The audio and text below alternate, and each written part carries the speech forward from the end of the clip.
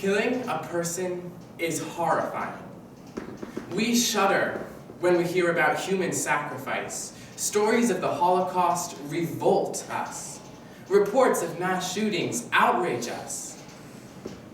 So why isn't abortion horrifying? Why isn't our country outraged by euthanasia?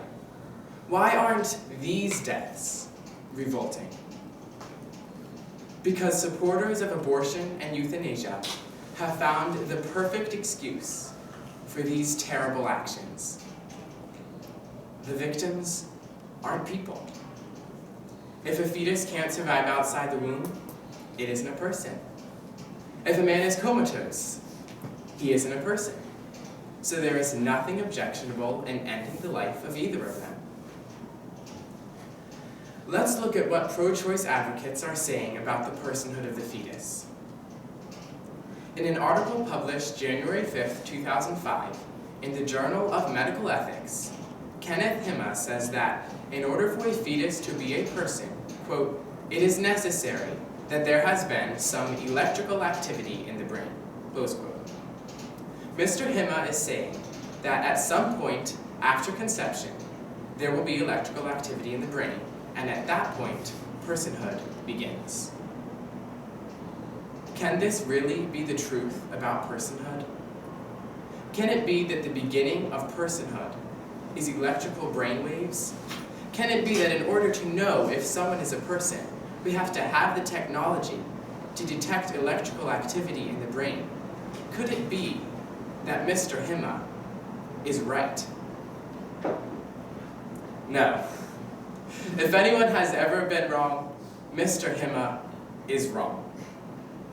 Personhood is an integral aspect of each human and is not something to be detected by doctors or scientists. The personhood of every human is completely independent of our ability to detect any physical element of his life. There is only one point that makes any sense as the start of personhood. That point is the very beginning of life, that moment in time that is never detected, yet we know occurred for each of us. That point is conception. Conception is the moment when we become human, and along with our humanity comes our personhood. Conception is never detected the moment it occurs, and we don't even need to try to detect it. If an abortionist wants to perform an abortion, a child has been conceived. That child is a person. Now consider choosing an ending point for personhood. If we agree that there must be an ending point to personhood, we would have to find that point. And when we start looking, we will see that there is no good reason for it to be in any particular place. It could be when a man is unresponsive. But really, being unproductive is just as bad as being unresponsive. So maybe after you stop working, we can end your life. Or if you're badly hurt in a car accident, or if you have cancer, or another terminal illness, or if you're severely retarded. Before you know it, we will be treating human persons like farm animals, working them until they run their course of usefulness, then killing them to conserve resources. Do we want to have that attitude? If we remove personhood from any members of the human race, we are headed down that path and in danger of embracing that attitude. The only reasonable thing to say is this: personhood begins at conception and never ends. That is the truth.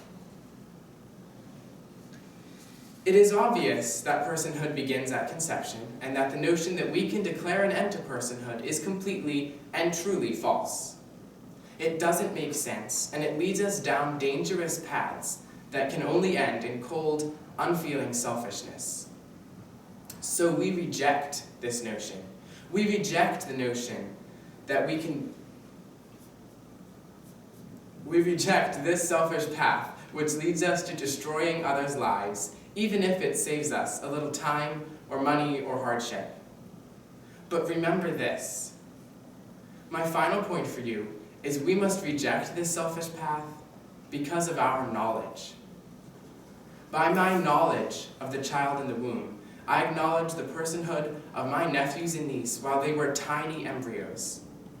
By my knowledge of where abortion and euthanasia will take us, I reject the path they offer. But too many don't have that knowledge. Too many don't understand.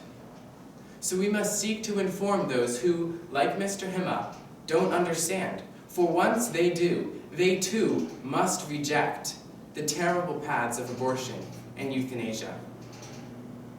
We must seek to inform them not out of condescension or our desire to achieve some goal.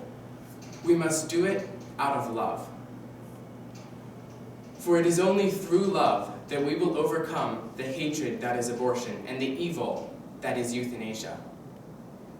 If we act out of love, we will not fail. For love never fails.